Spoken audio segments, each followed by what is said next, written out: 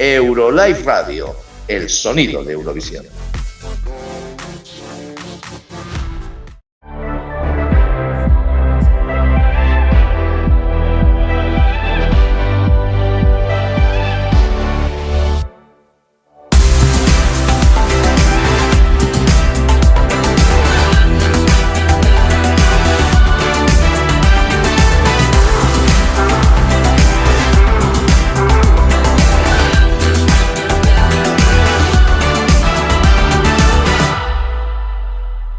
So thank you, Gustav. Welcome again. Welcome back to MelodiLive. This is your house. Thank you so much. Hola a todos. So how are you?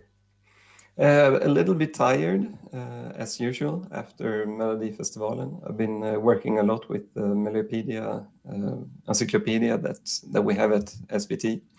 But it was going very well this season, and I'm generally happy. Yeah, we've seen you've been working late at night.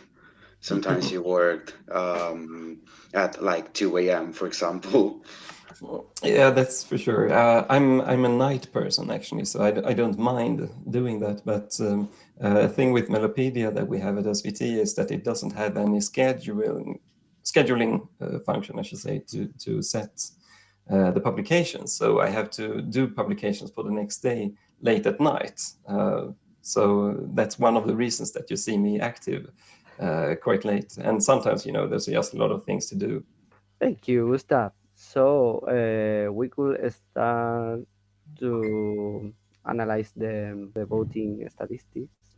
So tell us a bit about, tell us your analysis of, if you want to start with the heats, and then we can analyze the final and tell us all about the stats. Very briefly about the heats, what stood out for me was perhaps that Maria Sur, the Ukrainian singer, she was never really a contender to win the final. We thought, just from the reactions and the general results during the course of the season, that she was a contender. But actually, she won her heat very narrowly ahead of Panetos, the group. So that was from heat 2 and stood out for me. Would you like to highlight any fact about the heats or the semifinal? Would you like to add anything more, or could we pass straight to the final?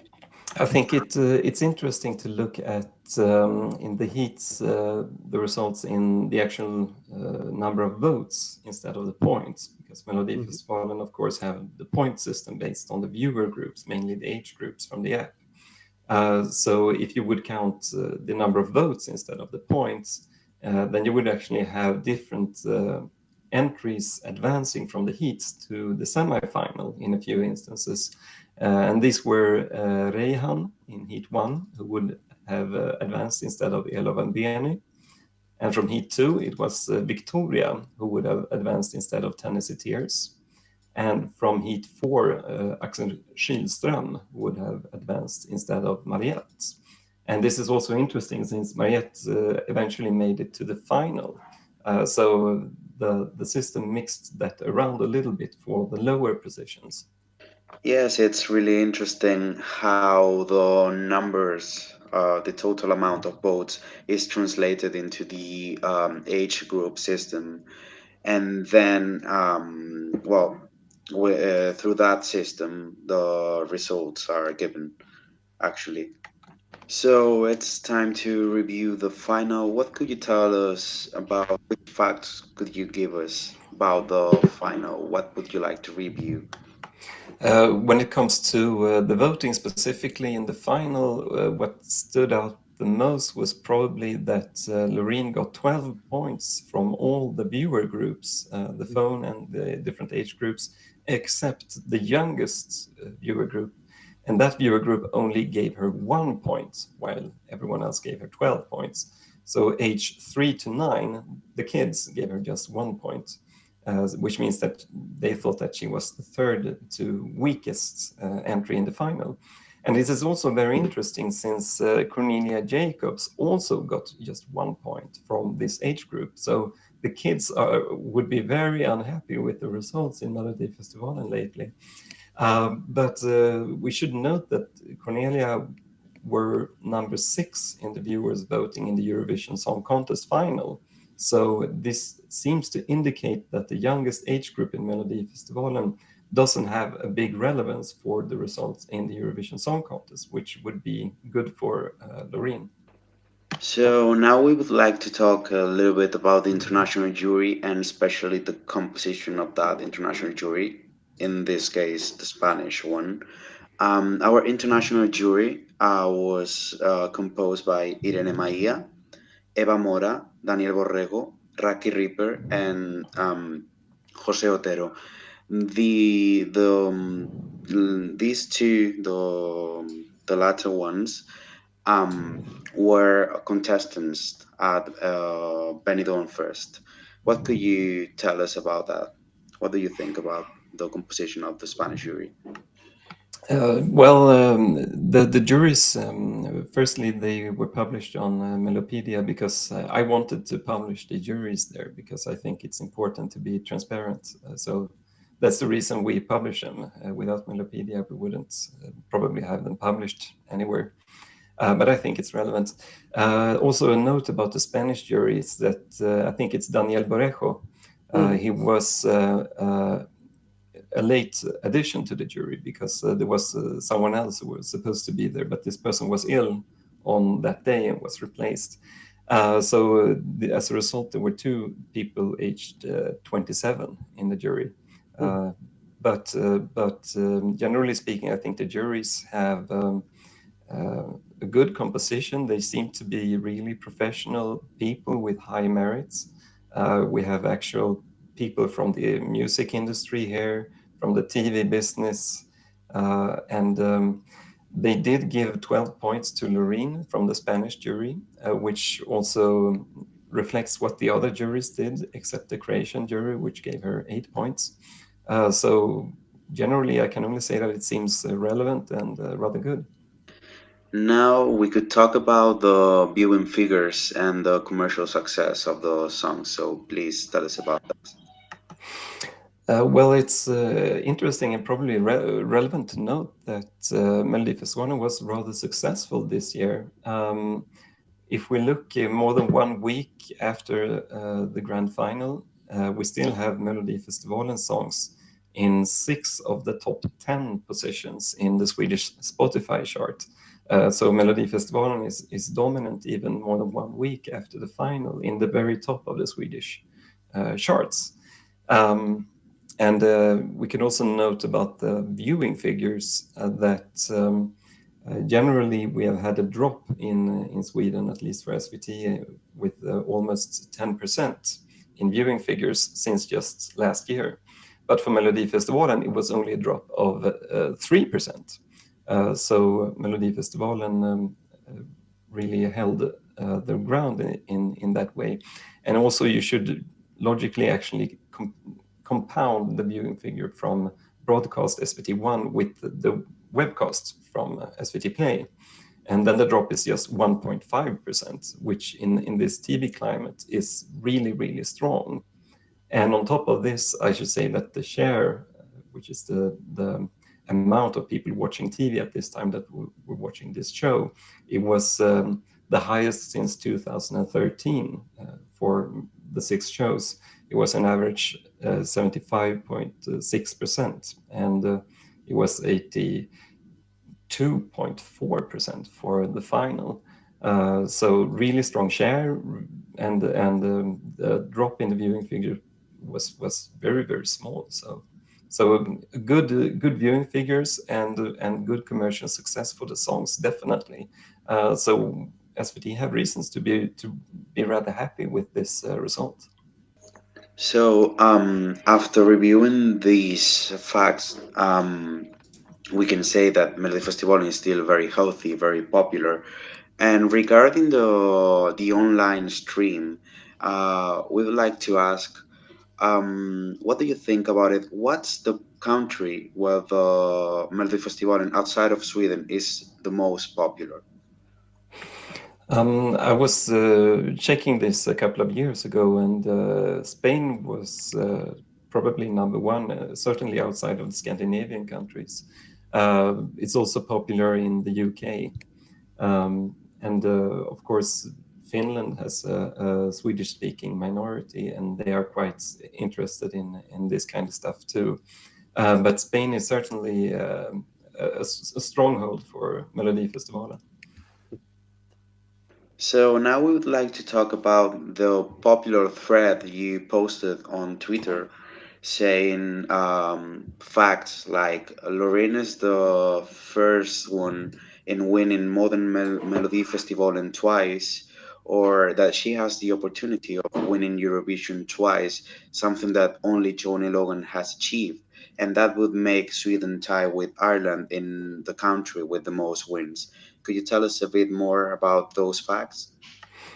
Yeah, certainly. I hope I'm not repeating myself here, but it's a little bit interesting that Loreen could be the first woman to win Eurovision 2 times. Even if we're including songwriters, no woman apparently has won Eurovision 2 times. So that's the stakes that we have here. Also, it's maybe interesting trivia that she's the oldest winner of Melodifestivalen since 2006 when Carola won with Invincible. So she stands out in a couple of ways here.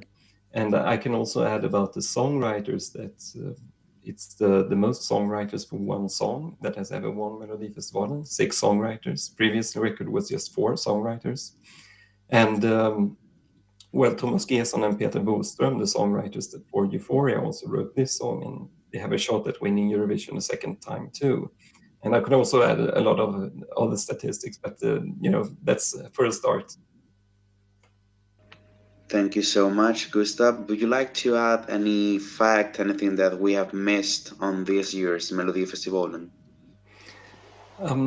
Well, just a couple of things. I don't know if I picked up what you said regarding Thomas Gesson there, but he won Melodifestivalen, of course, for the 4th time. The record is 5 times, actually, so he's number 2 on that list now. Also, when speaking of songwriters, it's impossible to ignore Jimmy Joker Turnfeldt, who he has previously written songs for Lady Gaga, One Direction, Jennifer Lopez, and a lot of big names. And now he's started to focus on Melodifestivalen. And he got 6 songs into Melodifestivalen this year, which is a tied record. And he got all of them to the final. And 3 of them were the top 3, Loreen, Marcus and Martinez, and Smash Into Pieces.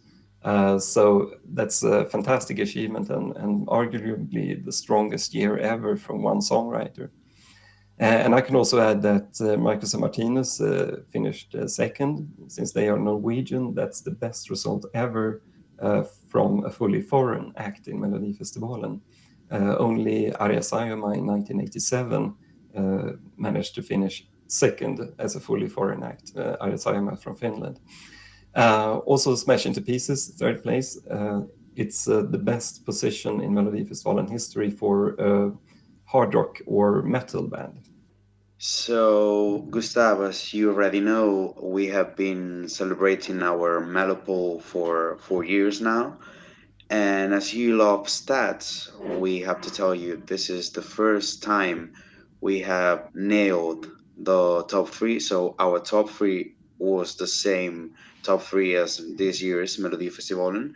But not only that, it's the first time televoting and jury have the same top 3.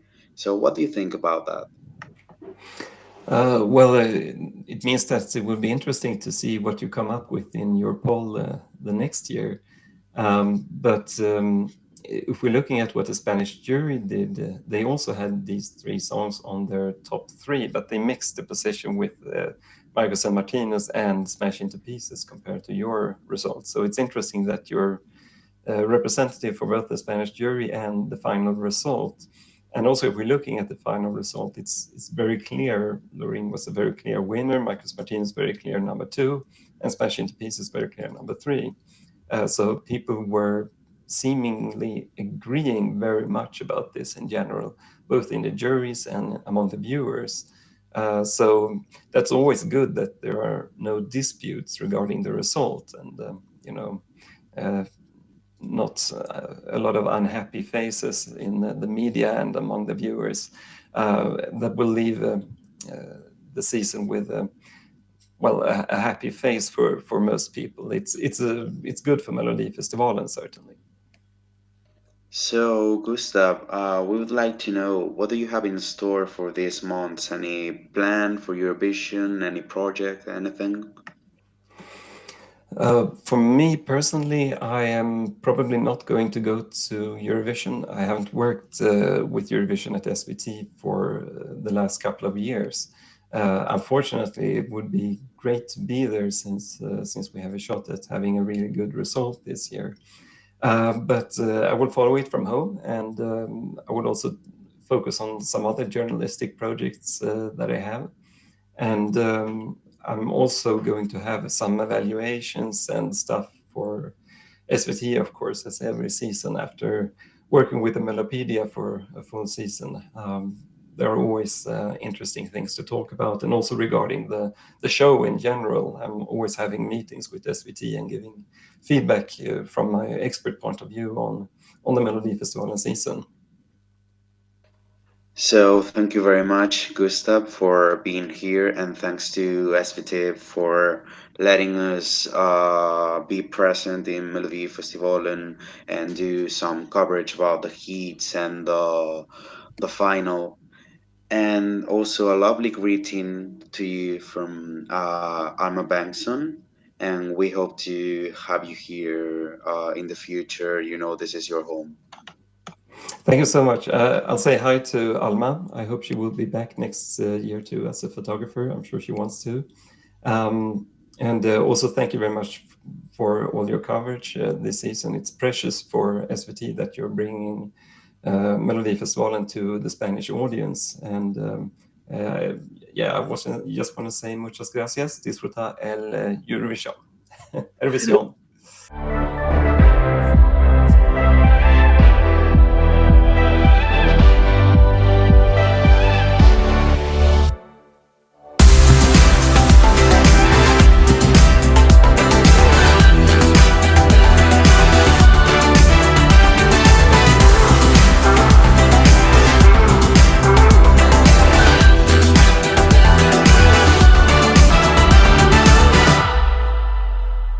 Okay. Tack så mycket, Gustav. See you soon. Thank you. See you. EuroLive Radio, el sonido de Eurovisión.